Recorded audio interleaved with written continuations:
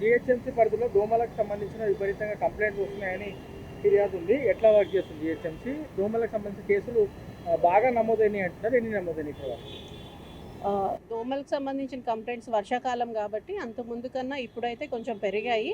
And మా teams కూడా entomology teams అందరూ ఎక్కువ పనిచేస్తున్నాము.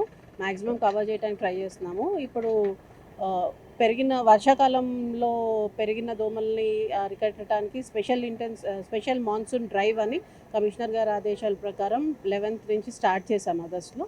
సో ఈ 10 days ఒక్కొక్క వార్డులో 2 days కాన్సన్ట్రేట్ చేసి అందరు వర్కర్స్ని ఆ వార్డులో పెట్టి అక్కడ complete ALO operations, awareness programmes, school awareness programmes and fogging operations చేపిస్తున్నాము. ముఖ్యంగా దోమలు అనేటివి ఎట్లా పుడతాయి మేడం? ఎక్కడ పుడతాయి? జనాలకి అవగాహన లేదు. ఎట్లా జాగ్రత్తలు తీసుకోవాలి? దాని గురించే మేము స్కూల్స్, కమ్యూనిటీస్లోకి వెళ్ళి దోమల గురించి అవగాహన ఇస్తున్నామండి. మెయిన్లీ ఇప్పుడు వచ్చే దోమలు, వర్షాకాలంలో వచ్చే డెంగ్యూ దోమలు మంచినీళ్ళలో పెరుగుతాయి. మంచినీళ్ళు ఒక వారం రోజులు కదలకుండా ఒక ఏ దగ్గరైనా ఉంటే సో అక్కడ దోమలు గుడ్లు పెట్టడం, ఒక దోమ 1000 గుడ్లు పెడుతుంది ఒక్కసారికి. సో అవి పెరిగి మళ్ళీ లావా క్రియేట్ అయ్యి అక్కడి నుంచి దోమలు రావటం అన్నది జరుగుతుంది. సో మంచినీళ్ళని ఎప్పటికప్పుడు కడిగి యూజ్ చేసుకోవటం అన్నది జనంకి అవగాహన తేయటం కోసం ఇంటింటికి ఇప్పుడు ఈ పాంఫ్లెట్స్ కూడా అందిస్తున్నాము. వాళ్ళకి ఎక్కడెక్కడ ఉంటాయి చెప్పటం కోసం ఈ పాంఫ్లెట్స్ ఇస్తున్నాము.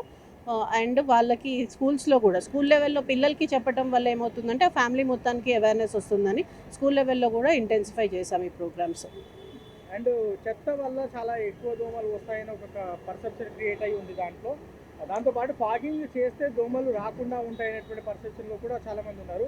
ఏం చెప్పదలుచుకున్నారు మేడం? చెత్త వల్ల దోమలు వస్తాయి రావు, కానీ చెత్తలో వచ్చే దోమలు అది డెంగ్యూ దోమలు కావు. Actually we call it nuisance mosquito. అవి కుట్టి దద్దులు రావటం వరకే ఉంటుంది, కానీ దానివల్ల డెంగ్యూ డిసీజ్ అట్లాంటివి రావు. చెత్తలు అవి ఉండకుండా పరిసరాలు పరిశుభ్రంగా చూసుకోవాలి, కానీ దానికన్నా ఇంపార్టెంట్ వాటర్ స్టాగ్నేషన్ ఎక్కడ జరగకుండా చూసుకోవాలి. మన ఇంటి చుట్టుపక్కల, ఇంటి లోపల కానీ ఎక్కడ వాటర్ చిన్న చిన్న ప్లేసెస్ లైక్ ఫ్లవర్ పాట్స్ పెట్టే కింద ప్లేట్స్లో వాటర్, ఒక స్పూన్ వాటర్ ఉన్న అందులో 1000 గుడ్లు పెట్టే అవకాశం ఉంటుంది దోమ. సో అది మెయిన్ కాన్సన్ట్రేట్ చేయాలి వర్షాకాలంలో, ఎక్కడ వాటర్ స్టాగ్నేట్ కాకుండా. చెత్తని కూడా ఎప్పటికప్పుడు క్లియర్ చేసుకోవాలి అండ్ ఓన్లీ ఆటో వాళ్ళకే ఇవ్వాలి. దాంతోపాటు వాటర్ కూడా ఎక్కడ నిల్వ ఉండకుండా చూసుకోవాలి. ఇప్పుడు ఫాగింగ్ చేస్తే అంటే రెగ్యులర్గా కంప్లైంట్ వచ్చిన చోటే ఫాగింగ్ చేస్తారా, లేదా రెగ్యులర్గా ఎక్కడెక్కడ మాకు ఎన్ని రోజులకు ఒకసారి చేస్తారు? పిన్ పాయింట్ ప్రోగ్రామ్ ఉంటుందండి. సో ప్రతి వార్డు, ప్రతి ఏరియా కవర్ అయ్యేలాగా ప్లాన్ చేసుకొని ఆల్రెడీ ఫాగింగ్ ఆపరేషన్స్ చేసే వాళ్ళకి ఇవ్వటం జరిగింది.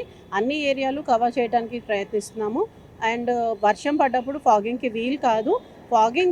ఫాగింగ్ కంప్లైంట్స్ అంటే కంప్లైంట్ వచ్చిన చోట చేస్తారని కాదు, ప్రతి చోట చేస్తున్నాము. కాకపోతే ఎక్కడైతే డెంగ్యూ అవి పాజిటివ్స్ వచ్చాయో ఆ ఇళ్లలో కంపల్సరీ ఆ ఏరియాలు మొత్తం కవర్ చేస్తున్నాము. ఫైనల్గా పబ్లిక్ ఏం చెప్పదలుచుకున్నాం మేడం? రాబోయే ఇంకో 1-2 months కూడా వర్షాలు పడేటువంటి అవకాశం ఉందని చెప్తున్నారు. సో హైదరాబాద్ నగరవాసులు ముఖ్యంగా బస్తీలో, కాలనీల్లో ఉండేటువంటి వాళ్ళకి ఎట్లాంటి జాగ్రత్తలు తీసుకోవాలి? హైదరాబాద్ పబ్లిక్కి ఒకటే రిక్వెస్ట్, ఎక్కడ వాటర్ స్టాగ్నేషన్ ఉండకుండా చూసుకోండి. ఎక్కడ వారం రోజులు ఒక చోట వాటర్ కదలకుండా ఉంటే అక్కడ కంపల్సరీ దోమలు అన్నవి పుడతాయి. సో ఎప్పటికప్పుడు ఫ్రెష్గా వాటర్ని రీఫిల్ చేసుకోవటం, అంటే పాతది నీళ్ళ మీదే మళ్ళీ పట్టకుండా వాటర్ని ఎప్పటికప్పుడు క్లియర్ చేసుకొని దాని మీద మళ్ళీ ఫ్రెష్ వాటర్ ఫిల్ చేసుకోవటం చేయండి. దాంతోపాటు ఇప్పుడు జిహెచ్ఎంసీ వాళ్ళు కొత్తగా ఇది ఒకటి క్రియేట్ చేశాము. ఇదేంటంటే QR code for access to IDSP portal. This is surveillance portal అని ఉంటుంది, విచ్ ఇస్ నేషనల్ గవర్నమెంట్ది. మీరు ఏ ఏరియాలో అయినా దోమలు ఎక్కువ ఉండి జ్వరాలు ఎక్కువ వచ్చి మేము జిహెచ్ఎంసీ వాళ్ళు ఇంకా రాలేదు, మా దగ్గర యాక్ట్ చేయలేదు అని అనిపిస్తే ఇది QRలో మనకి స్కాన్ చేసేసి మీ దగ్గర ఎంతమందికి జ్వరం ఉంది, ఎలా ఉంది అన్నది మీరు ఒక చిన్న ఇది చేస్తే ఆ IDSP నుంచి మా మెట్రో సర్వేలెన్స్ యూనిట్కి మెసేజ్ వస్తుంది. And also all the doctors in GHMC have access for IDSP. ఆ పోర్టల్లో చూసుకొని ఎక్కడ హాట్స్పాట్స్ ఉన్నాయో అక్కడ మేము ఫాగింగ్ ఆపరేషన్స్, ఏఎల్ఓ ఆపరేషన్స్ చేయడం జరుగుతుంది. స్కానర్ లేని వాళ్ళకి ఎట్లా సంప్రదించాలి మిమ్మల్ని? డైరెక్ట్గా జిహెచ్ఎంసీ యాప్లో ఉంది అండి. కంపల్సరీ జిహెచ్ఎంసీ యాప్లో వాళ్ళు కంప్లైంట్ చేయొచ్చు. ఎనీ టైమ్ వాళ్ళ కన్సర్న్ ఆఫీసర్ నేమ్స్ కూడా అన్ని వెబ్సైట్లో ఉన్నాయి. సో వాళ్ళకు కూడా డైరెక్ట్గా కాల్ చేయొచ్చు.